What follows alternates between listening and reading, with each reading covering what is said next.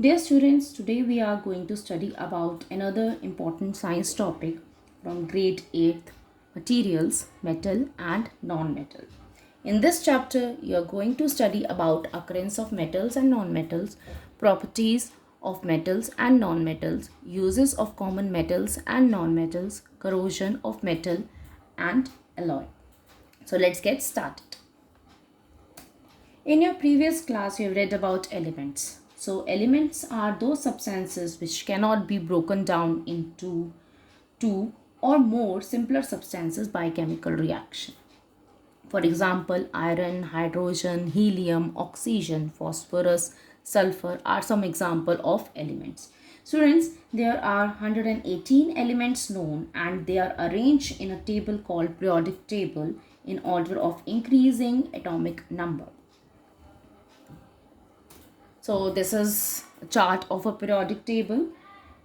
In this chart, most of the element on the extreme left side of the periodic table are metals, while the elements which are found on the extreme right side of the periodic table are non-metals.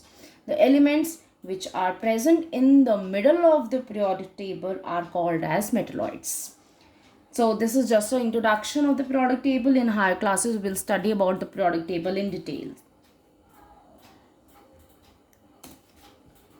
Now, next topic is occurrence of metals and non-metals. In nature, some elements are found in free state and some in combined state. The earth crust is the source of all metals. When a metal is found in free state, it is said to be occur in its native state. Noble metals like silver, gold and platinum occur in the native state. That's why they do not corrode easily.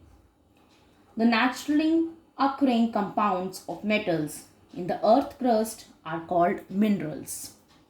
Metals cannot be extracted from all the minerals.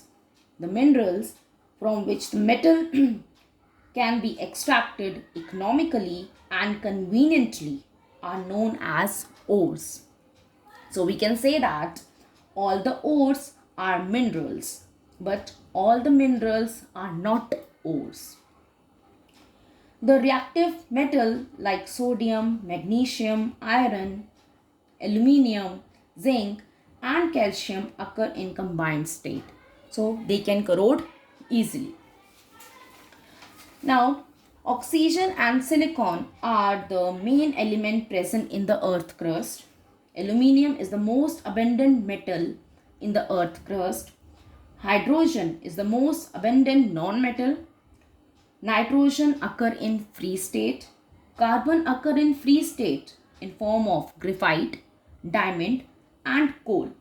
And in combined state, carbon occur as carbon dioxide and carbonate, fossil fuel, etc. Now student, we will study about the physical property of metal. Now what do you understand by the physical property? Physical property basically means that looking at something and explaining that. So we will study about the physical property of a metal. So metal are lustrous. Lustrous means they are shiny. Metals, they are good conductor of heat and electricity. Another property of metal is ductility, means they can draw into thin wires. Now, another property of metal, they are malleability, means they can be beaten into thin sheets. Metals are solid at room temperature except mercury, which is liquid at room temperature. You have seen mercury in your clinical thermometers. Metals are hard except alkali like sodium and potassium. We can cut sodium and potassium with knife. Metal have high density. Metal produce sound when they struck with hard objects. Metal have high melting and boiling point.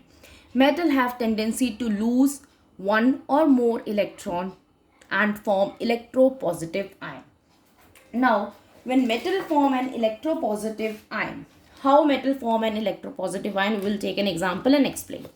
So, I take an example of sodium, right?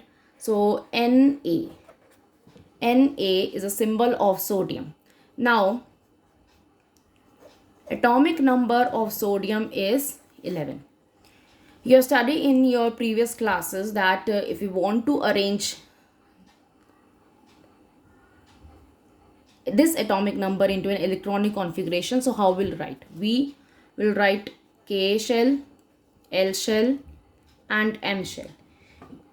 So you have discussed this thing in your previous classes that the maximum number of electron to be filled in K shell is 2, in L shell is 8, in M shell is 8 or 18, right? And in N shell it is 32.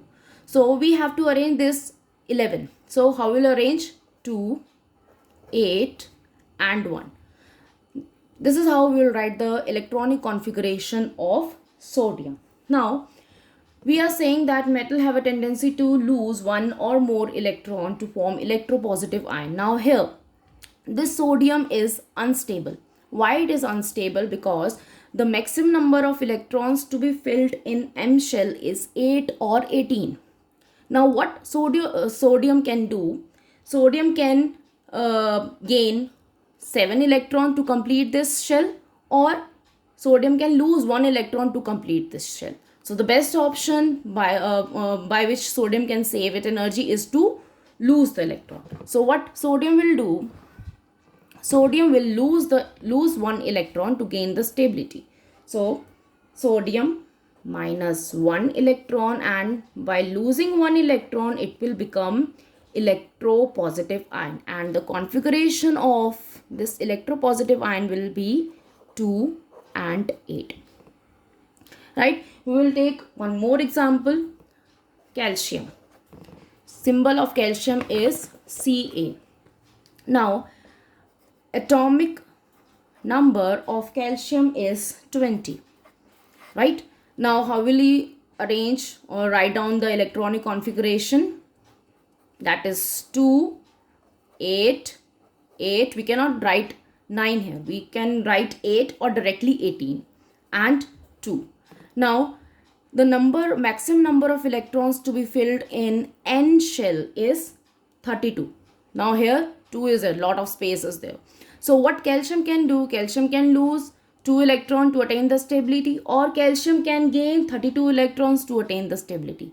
But to attaining the stability, when calcium gains 30 electrons, more energy is required. He has to save the energy also. So the best option is calcium will lose 2 electron. Calcium will lose 2 electron and become Ca2 plus. Now the electronic configuration will become 2, 8, 8. Right? So by this we can say that these metals, they have a tendency to lose one or more electrons and form electropositive ion. I hope this point is clear. Now come to the physical property of non-metal. When we talk about the physical property of non-metal, is just opposite of metals because they are not similar, right? So non-metals, they are non-lustrous, but exception is there. Sodium is slightly shiny.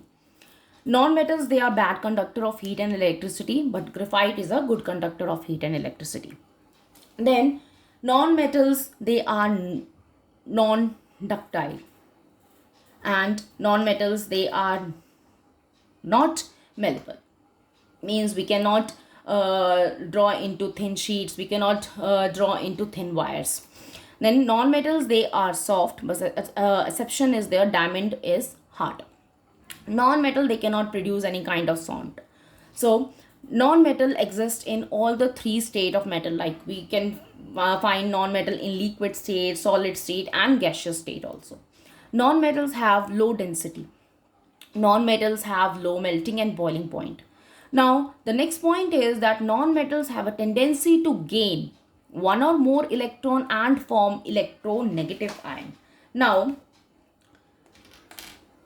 if we take an example of oxygen. Oxygen is a non-metal. This is the example of metals, and this is the example of non-metals, right? Now Oxygen. Now atomic number of oxygen is 8. Right? Symbol is O. Configuration is 2, 6. Right?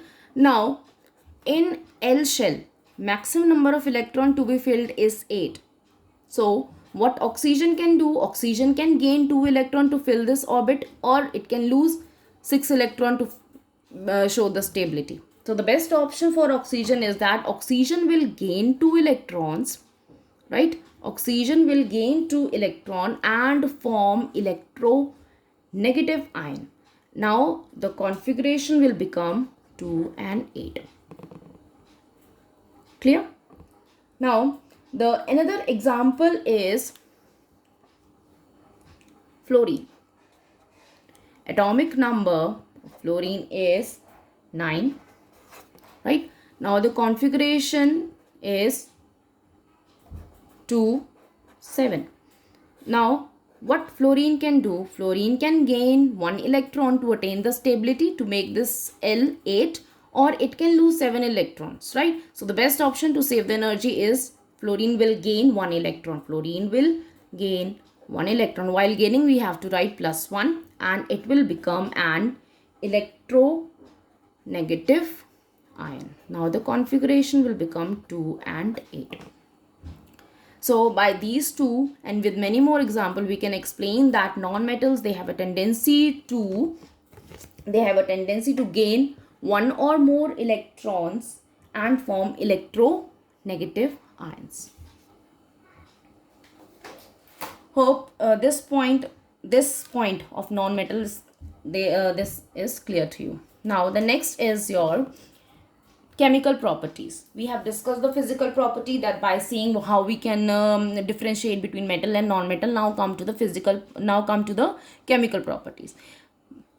Chemical properties mean metal, when they are reacting with something, a new substance is formed. We have to discuss it, right? So here reaction with oxygen is there, reaction of a metal with water is there, reaction of metal with dilute acid is there, reaction with bases is there, and reaction of metal with salt solution is there. One by one we will discuss all these 5 points, right? So when metal react with oxygen, it lead to the formation of metallic oxide.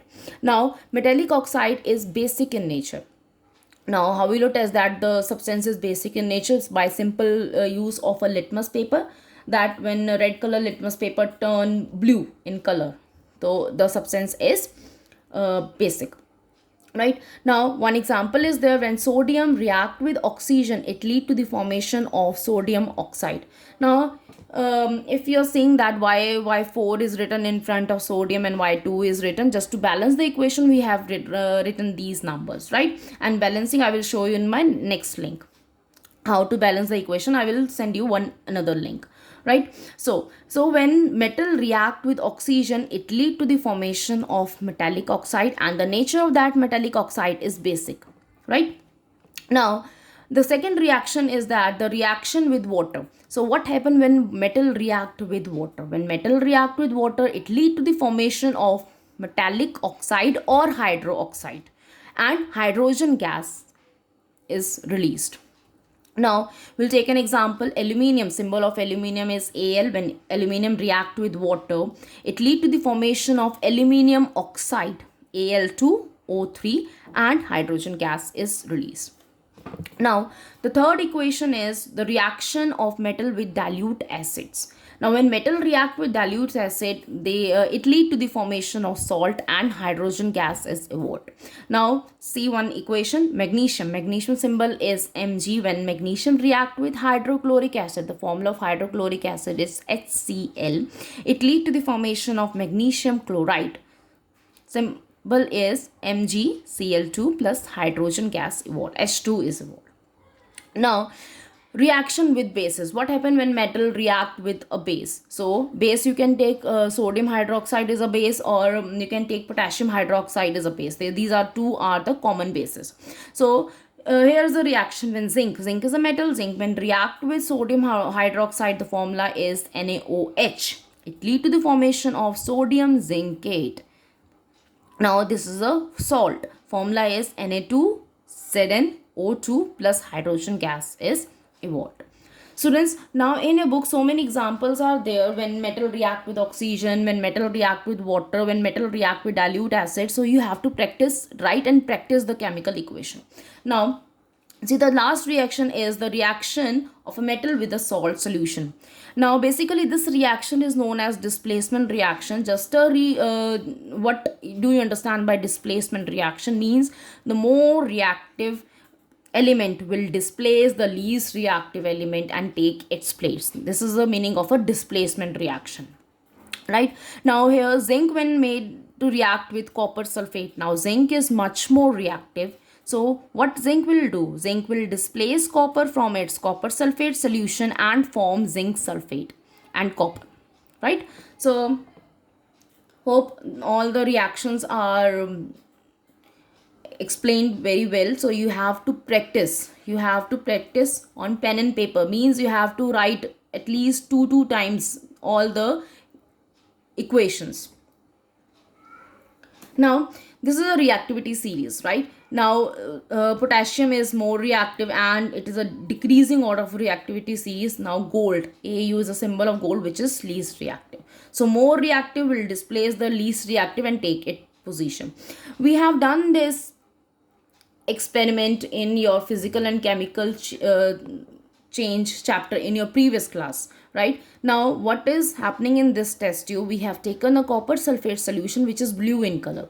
Now what we are doing, we are putting an iron nail into it. So after some days the color of the solution will change into green color. Why this happen? A chemical reaction is taking place, a new substance is formed. Now what is happening, we will study under this. So this is an example of a displacement reaction. So iron is more reactive than copper. So when an iron nail is dipped in a copper sulfate solution, iron displaces copper from its solution to form iron sulfate, which is green in color.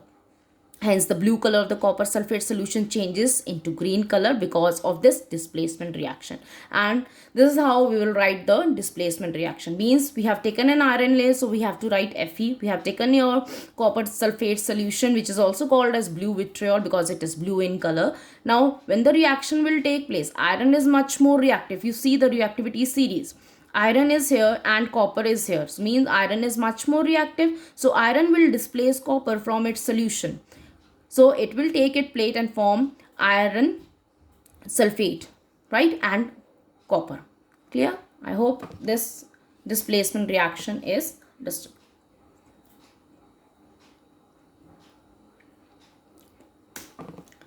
Now we are done with the chemical properties of metal. Now we are starting the chemical properties of a non-metal.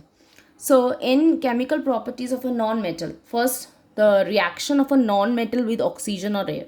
So when non-metal react with oxygen or air, it lead to the formation of non-metallic oxide. Now this non-metallic oxide is acidic in nature. So example is sulfur. Symbol of sulfur is S. Oxygen is O2. It lead to the formation of sulfur dioxide. Sulfur dioxide is acidic in nature.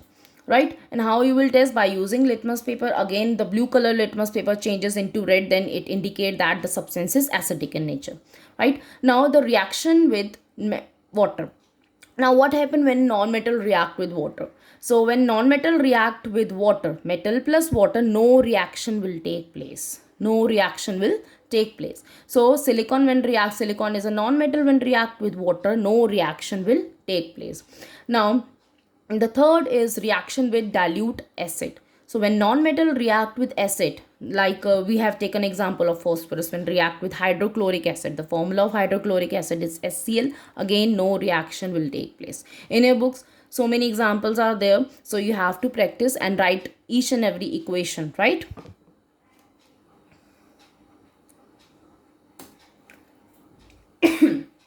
Now, some uses of metal.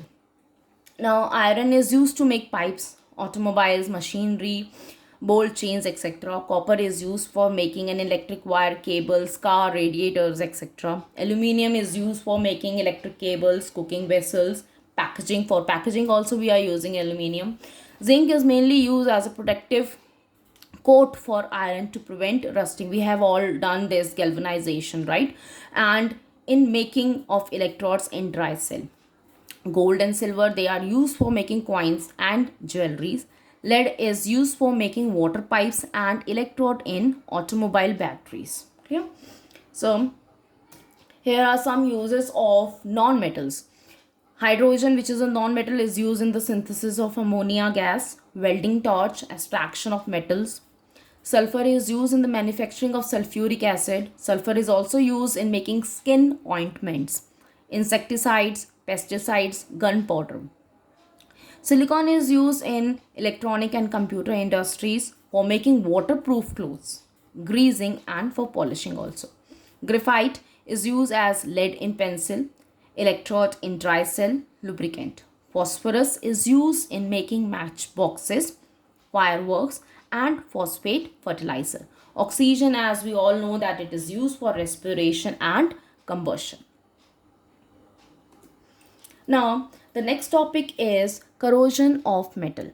We all know that when metal come in contact with air and moisture, some brownish layer, sometime brownish layer, sometime it loses its shine, sometimes some another color like a green color formed on the surface of a metal. So why this happen? Because of the reaction which is taking place. So corrosion is defined as a process in which metal slowly gets eaten when come in contact with air and moisture, right? So in your previous classes we have done the that iron when come in contact with air and moisture, it lead to the formation of a rust, which is a brown and flaky substance which is formed on the top of the iron article, right? So what is happening in this reaction when iron come in contact with oxygen and water? Because for corrosion, oxygen and air is very important. And what is formed? Iron oxide is formed, and the formula of iron oxide is Fe2O3 H2O, right? And this is the formula of a rust is formed. Now the another example is that when you have seen that when something is kept in the copper vessel, sometimes when copper vessel they come in contact with air and moisture, some greenish layer is formed on that vessel. What is that greenish layer? We will come and study under this part. So when copper comes in contact with air and moisture, it get coated with green color substance, and that the name of that green color substance is copper carbonate. The formula is CuCO3. Now what is happening? This is copper and H2O, water, carbon dioxide, and oxygen. This is air and moisture, right? When it react with copper, it lead to the formation of copper hydroxide. The formula of copper hydroxide is CuOH twice, and copper carbonate is formed, which is the green color substance. You have already noticed that silver when come in contact with air and moisture, it lose its shine, right? Because of the reaction of hydrogen sulfide present in the atmosphere. So these are the cases where metal get corroded and lose its property. So how we can prevent, we will study in the next slide. So for the prevention of corrosion, all of you know that the painting is the best option, right? By painting we can prevent a metal from being corrode. Lubrication, by greasing the metal surfaces we can prevent the corrosion. Galvanization is a new term for some student, that by coating the metal by a layer of zinc, right, is galvanization. Electroplating means a coating or depositing a metallic layer of metal like tin or chromium on iron article. And the another method to prevent the corrosion is your iodization. Means in this what we are doing, we are depositing a layer of aluminium oxide on aluminium. So what we are doing, we are cutting the contact of a metal with air and moisture, so that and we are preventing it from corrosion. So these are the methods by which we can prevent corrosion. Now the next topic is alloy. Now alloy is another method by which we can prevent corrosion. But what we are doing in alloying, we are mixing two or more than two metals, or we can take one metal or a non-metal also. So we are mixing it and we are creating a substance, we are creating a mixture called as an alloy. So alloy is a homogeneous mixture. It is a homogeneous mixture of two or more metals, or we can take a metal and a non-metal, we can combine it. So we are creating an alloy, and this alloying is also prevent the corrosion. And what is the main purpose of this alloy is to increase the hardness of the metal, to make the metal more resistant to chemical attack, and to decrease the melting point of the metal, right? So with this, the chapter is over. I hope you understand all the equations, all the concepts clearly. Just go through the chapter once again, but make sure that you have to write down the equation. You have to practice the equation. In your 7th class, you have learned the elements till 20 atomic number, but in your 8th class you have to learn the element till 30, right? So just find out the atomic numbers, write down the electronic configurations, just learn the elements, and keep on learning, right? Keep on learning, stay safe. And here the instruction that what you have to do in your books, what you have to do in your copy. With along with this PPT, I have attached the question and answers also, and one worksheet is there. You have to do that worksheet in your science copy. So I hope you understand all the topic, and you have to write. Again, I'm repeating that you have to write down all the equation present in your book, practice the equation, and I'm attaching one more link in which we will study how to balance the chemical equation. I hope you enjoy this session. Thank you. Keep on learning. Stay at home, stay safe. Thank you.